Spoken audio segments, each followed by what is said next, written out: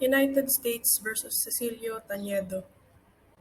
The facts of the case are as follows.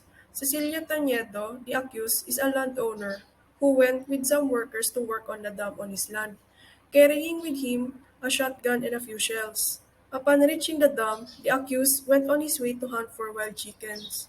On his way, he met Feliciana Sanchez, the victim, and the latter's mother and sick uncle.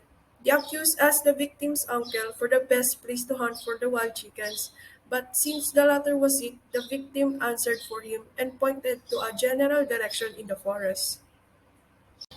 Upon the victim's recommendation, the accused then went to the forest to continue his search for the wild chickens. When the accused saw one, he shot it and simultaneously heard a human cry out in pain.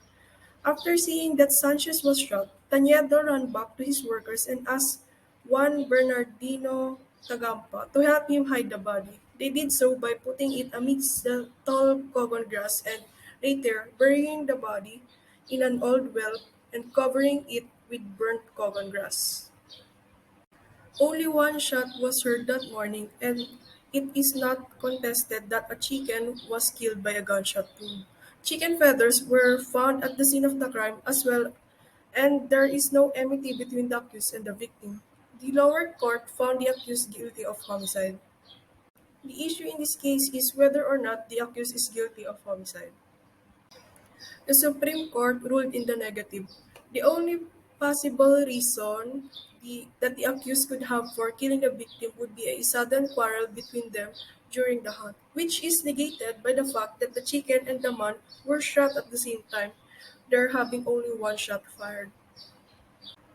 According to Article 8, Subdivision 8 of the Penal Code, he who while performing a legal act with due care causes some injury by mere accident without liability or intention of causing it.